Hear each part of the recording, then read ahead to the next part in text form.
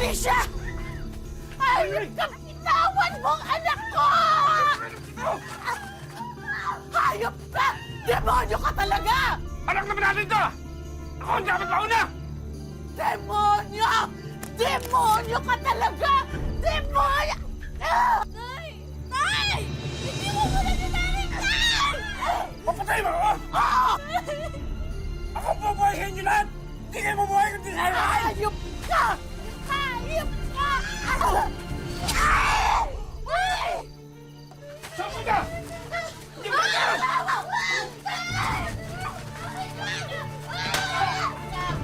Hayop ka!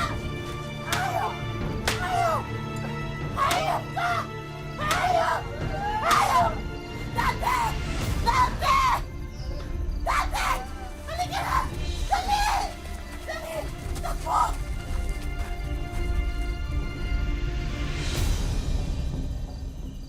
Teresa! Bumalik kayo rito! Teresa! Bumalik kayo rito!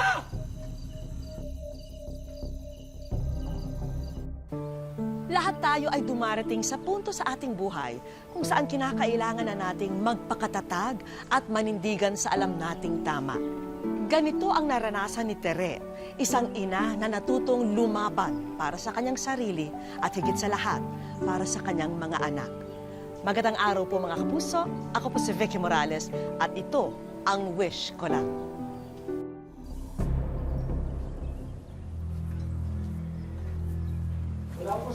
Walang hiya ka! Hayop ka!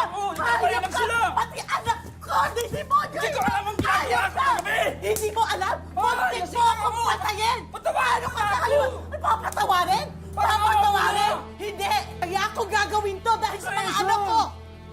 Sige na! Mabulok ka sa kulong! Teresa! Bitawan mo ako! Teresa! Bitawan mo ako! Mabulok ka sa kulungan! Teresa! Pagsisisihan mo ito! Ako ang nag-aabuhay sa inyo lahat! Wala kang alam sa pagkahanap buhay! Kakayanin ko to! Tanggap ni Tere ang kahinatnan nilang mag-iina nang ipakulong ang kanyang mister. At kahit na siya pa'y buntis, titiisin niyang itaguyod ang mga anak niya ng mag-isa.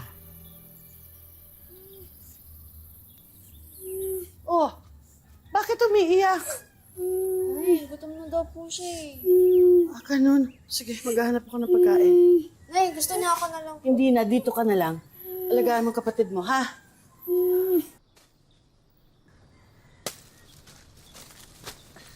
Liblib ang tirahan ni na Tere at madalas silang makasalamuha ng mga armadong lalaki na tila mga rebelde. Ano ho yun? Kayo ho ba ang ina nitong mga bata? Opo, ako nga po. Balita po namin, pinakulong niyo po ang asawa ninyo.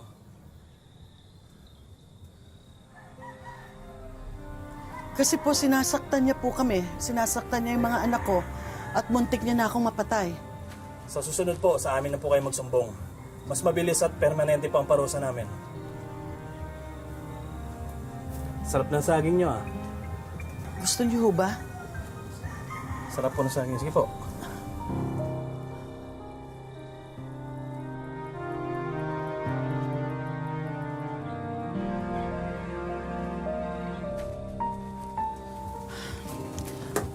Sige na, pumasok ka na sa loob. Dalhin mo ang kapatid mo.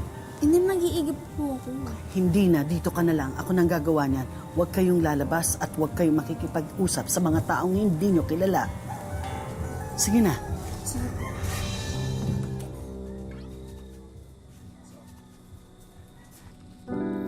Katwiran ni Tere, matitiis niya na maging solong magulang basta raw ligtas sila ng mga bata.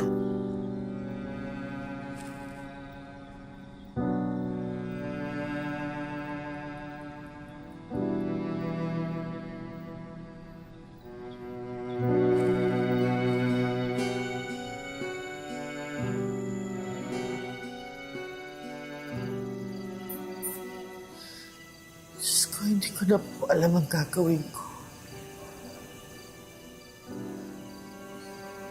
Hindi ko na po alam kung paano bubuhayin ang anak ko.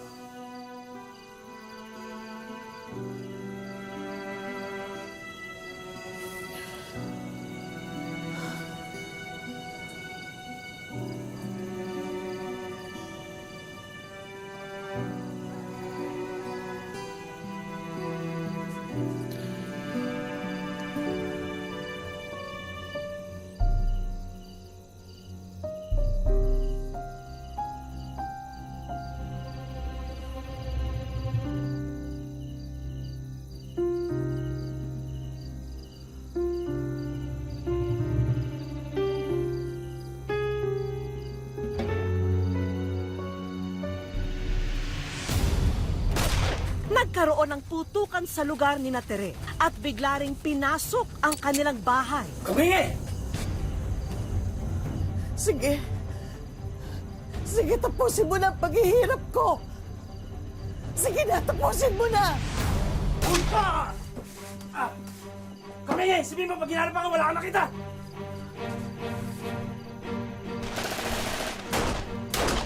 Trisha! Dante! Ano kayo? Dapa! Dapa!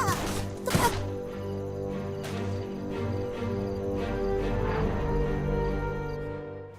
Ngayong wala na ang kanyang asawa na tanging naghahanap buhay para sa kanila, hindi na malaman ni Tere kung paano bubuhayin ang kanyang mga anak. Handa na sana siyang sumuko, pero siya'y natauhan at nabatid na hindi ito ang tamang lunas sa paghihirap nila.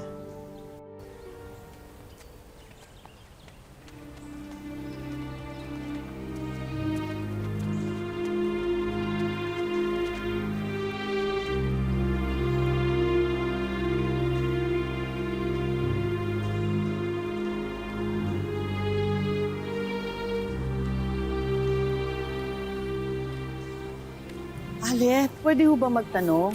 Meron ba kayong alam na pwede naming tirhan ng mga anak ko? Ha? Ay, wala po akong alam eh. Salamat ho. Ale, mawalang galang, meron ho ba kayong... Mula sa bundok, makikipagsapalaran na lang sina Tere sa bayan. Umaasa siyang mas magiging ligtas sila rito.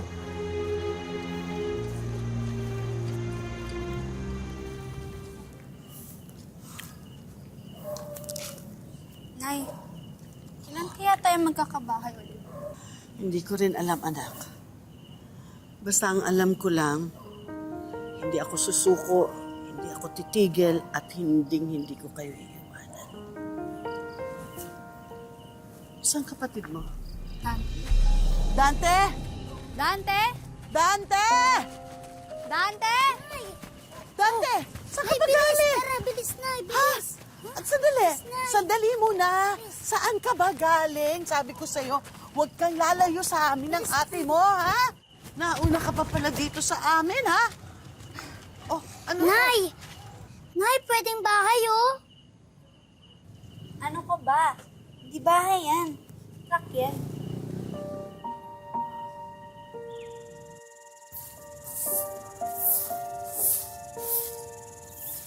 Nay, ang ganda ng bahay natin, ha? May gulong tsaka puro bakal. Trisha, Po. ikaw na muna magtuloy nito, ha? Aalis na muna ako. Saan po kayo pupunta? Wala na tayong pera, eh. Babalik muna ako dun sa kinukunan ko ng tinapa dati. Gala ko po kayo. Kailangan, anak. Kailangan maghanap buhay. Ale, pabili nga po. Ay, salamat po. Ano pong gusto niyo? Meron po akong daing at saka tinapa. Magkano po itong tinapa? 10. Ay, Salamat po. Masarap po yan. eto po. Salamat po. Thank you po. Salamat po. Tinapa! Tinapa!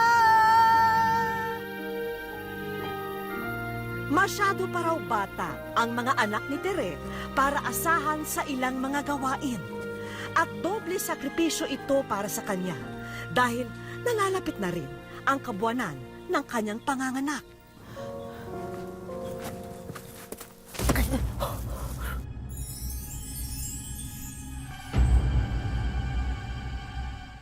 Wish ko lang.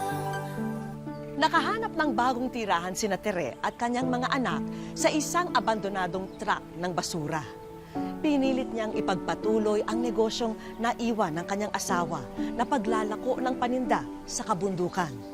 At dahil sobrang abala, hindi na niya minsan iniintindi ang kanyang pagbubuntis.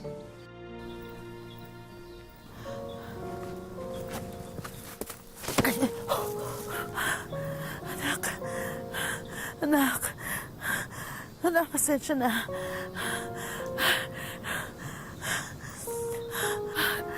Kapit lang. Kapit lang. Kapit lang, anak. Kapit lang.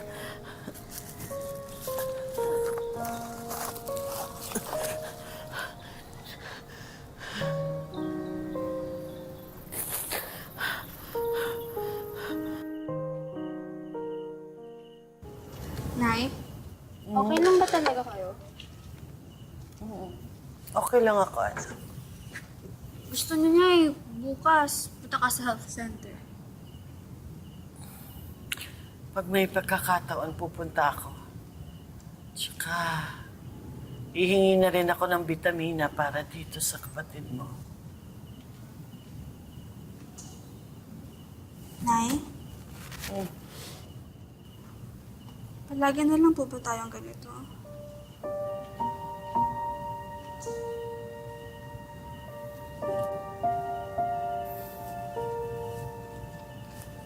Bakit? Sumusuko ka na ba?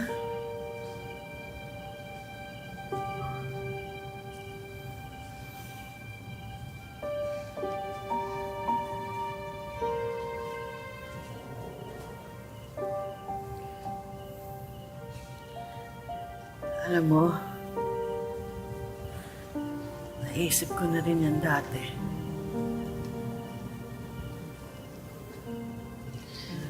Pero kanina, nung nadapa ako, sabi ko sa kapatid mo, huwag kang susuko. Kapit lang. Huwag kang susuko. Nakinig naman siya. Kaya naisip ko, dapat siguro ganun din tayo. Hindi tayo sumusuko.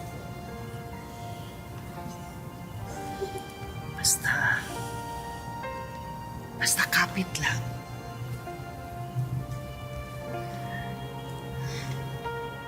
Huwag kang susuko. Oo, Nay.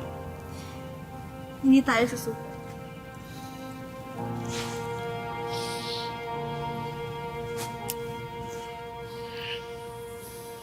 Ate, pengen pong tubig. O sige na, ito na.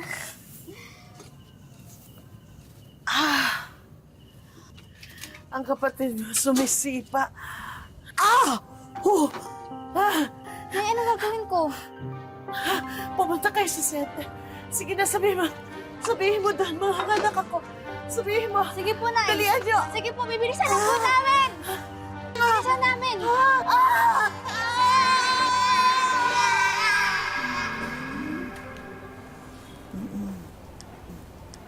Kamusta po, Aling Tere? Medyo mabuti naman po. Bilib din ako sa inyo. Ngayon lang ako nakakita na nanganak sa truck ng basura. Hindi naman po sadya. Hindi na lang po siguro makapaghintay na lumabas itong aking anak. Totoo po ba sa truck na yung kayo nakatira?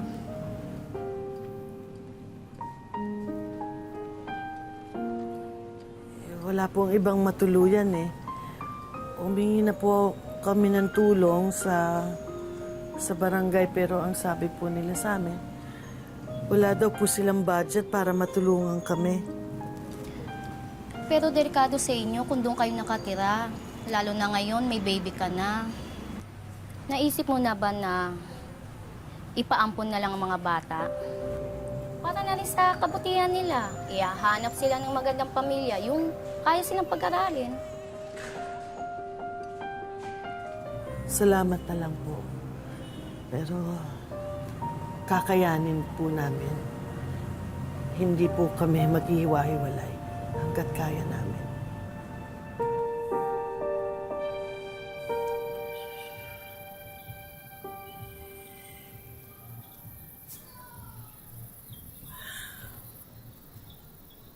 Trisha? Nay? Trisha, Nay, bakit po? ka muna. Ikaw na muna dito sa kapatid mo. Bakit, Nay? Magtitinda ako, anak. Nay, hindi niyo pa po kaya. Paano? Kailangan Nay, naman... ako na lang po. Ako na lang po muna. Anak, Nay, di ba nga po kayo mismo nagsabi, kapit na mabuti, pag bibitiw. Kaya Nay, pwede ba, pabigyan niyo muna ako tumulong. Tsaka mas kailangan kayo ni baby. sige. Papayagan kita. Pero ngayon lang, ha?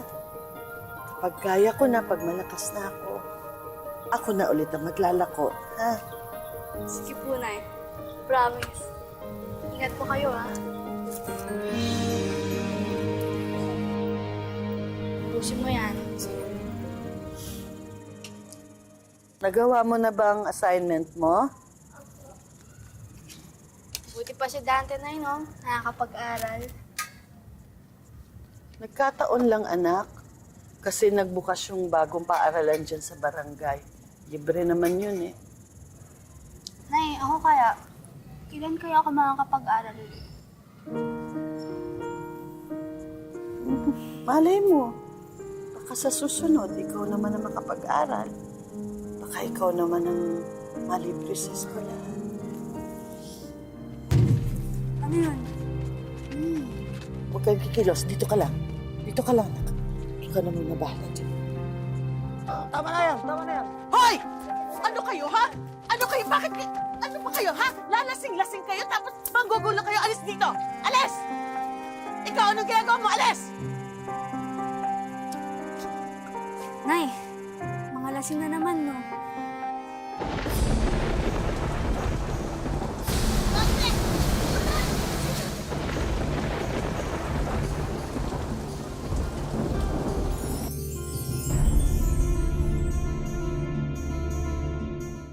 Wish ko lang. Mula nang tumira sila sa lansangan, patuloy pa rin ang pagbuhos ng problema kay Tere. Sadyang sinusubok ang katatagan niya bilang haligi at ilaw ng tahanan ng kanyang pamilya.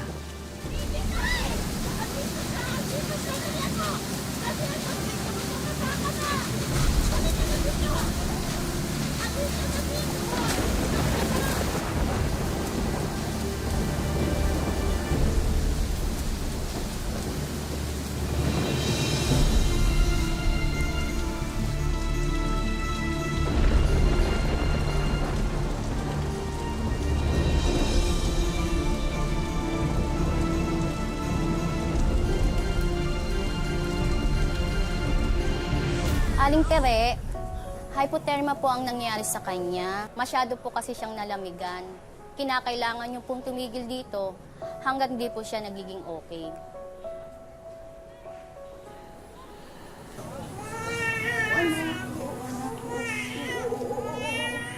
Aling Tere, inuulit ko lang po yung alo ko sa inyo noon pa.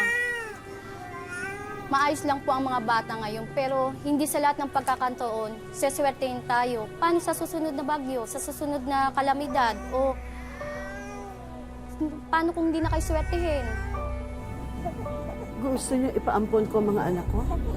Pasensya na po, Aling Tere. Ma'am, marami na po akong natutunang tiisin sa nagdaang taon mula nang bumaba kami sa bundok. Nagtiis po ako na maglakad ng 3 oras para kumuha ng tubig. Nagtiis ako maglakad, maghapon sa ilalim ng init ng araw para kumita ng pera pambili ng pagkain ng mga anak ko. Nagtiis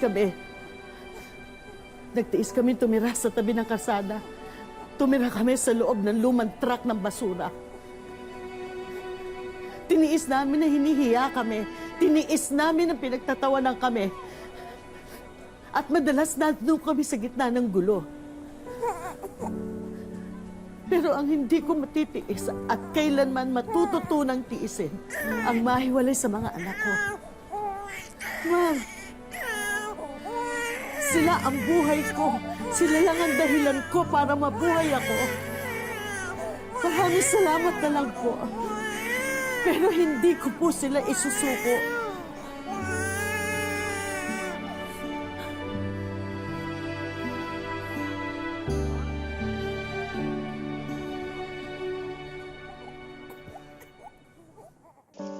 Bidyong ito ang dokumentaryong ginawa ng isang grupo ng mga mag-aaral na naantig sa buhay ni Tere at ng mga anak niya. Pero ang bangungot na pagtira sa lumang truck ng basura ay natuldukan na. Dito na sa payak na Bukirin sa Pililla, Rizal, namumuhay si Tere kasama ang 3 anak at ang bagong katuwang sa buhay. Mas maayos na po konti yung buhay ko ngayon sa dati kong naranasan na mabigat at mahirap. Mayroon akong kasama sa buhay na makatulong po sa akin sa araw-araw na pag-aano sa mga bata. Kaya ako nagpapasalamat din sa Panginoon. Gayunpaman, nananatiling determinado si Tere na magtagumpay sa buhay. Kasama ang 3 anak, binabaybay nila ang paanan ng bundok para manguha ng mga gulay na paninda na ihahain sa kanilang hapag. Titinda ako ng kalakal, inahango ko sa bundok. Kahit na sama-sama ko silang 3, kinaano ko. Nag-budget ko yung kinakita ko nga, minsan tag-100, minsan tag-200. Hindi rin tumitigil na mangarap at manampalataya si Tere. Alam niya kasing ito lamang ang pinakamatibay niyang sandata para malagpasan ang mga suliranin ng kahirapan. Naiisip ko rin nung ganun. Sana magbabago rin ang buhay namin balang araw. Hindi lang kami abang buhay ganito. Sabi ko sa sarili ko,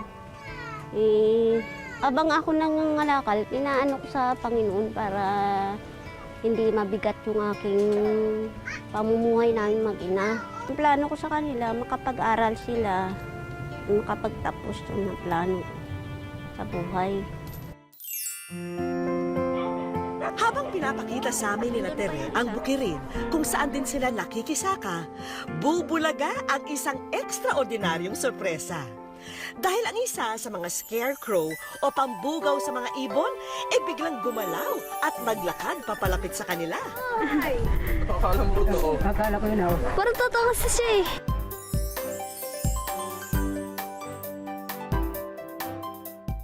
Wish ko lang. Parang ko totoo. Hanggang sa iabot nito ang isang liham kay Tere. Salamat po. Masahin mo daw. Masahe mo. Marunong ka ba bumasa na? Hindi po. Hindi po Pero dahil hirap makabasa si Tere, tinawag na lamang namin ang mga estudyanteng unang gumawa ng dokumentaryo ng mag-iina, sina Jen at Angelica. Wow! Dear Wish ko lang, magandang umaga po. Alam ko po maaaring hindi niyo po mapansin ang mensaheng ito, pero nawa po, nagdadasal po ako at lumalapit po sa Diyos at sa inyo na mabigyan pansin niyo po ang munting dokumentary po namin. Umaasa po ako na matutulungan niyo po ako sa aking hangarin. Hindi makapaniwala ang lahat, lalo na't liham yun sa amin ng mga estudyante at humihiling na matulungan sila Tere. Yun po yung isa sa number 1 kong naisip, yung magkaroon po sila kahit simpleng sariling pangkabuhayan po na kahit na pwedeng hindi na malayo dun sa mga bata. Salamat. Maraming salamat. Abot langit naman ang pasasalamat ni Tere sa mga batang nagmalasakit para sa kanila. Alam ko may kaputihan puso ka at kabaitan sa mga mahihirap. Patutuloy mo yan. Salamat. Maraming salamat. Halina Tere at ipapakita na namin sa inyo ang katuparan ng inyong mga pangarap. Simula ngayon, hindi mo na kailangan pumanik ng bundok para humango ng inyong paninda. Ngayon, kailangan mo lang magprito at gumawa ng masarap na sarsa at siguradong papatok ang bago mong food stand. Nariyan din ang ilang gamit sa bahay para naman maging komportable ang inyong pamamahinga. Hindi po namin ina-expect na darating kagad yun. Pero hindi lamang yan ang inyong aginaldo dahil ang pinakamahuhusay na tanggapan sa buong Pililla, Rizal ay nagtulong-tulong para ibahagi ang libreng pag-aaral, financial assistance at training para sa buong mag-anak. Kaya po masaya lang kasi ako kasi nakatulong sa pinamilya namin. Marami pong salamat sa kanila po. Totoo raw na nakinig ang Diyos nang ibulong ni Tere ang lahat ng ito sa langit. Wala na yatang mas mapalad pa sa mga anak ni Tere dahil kapiling nila ang isang ilaw ng tahanan na kahit kailan ay hindi magsasawang magmahal sa kanila. Mabuhay ka, Tere! Bahagi na ng buhay natin ang mga pagsubok, ngunit lahat ng ito ay kayang pagtagumpayan kung tayo ay magpupursige at hindi susuko. Hanggang sa susunod na Sabado po mga kapuso, ako po si Vicky Morales at ito po ang Wish Ko Lang.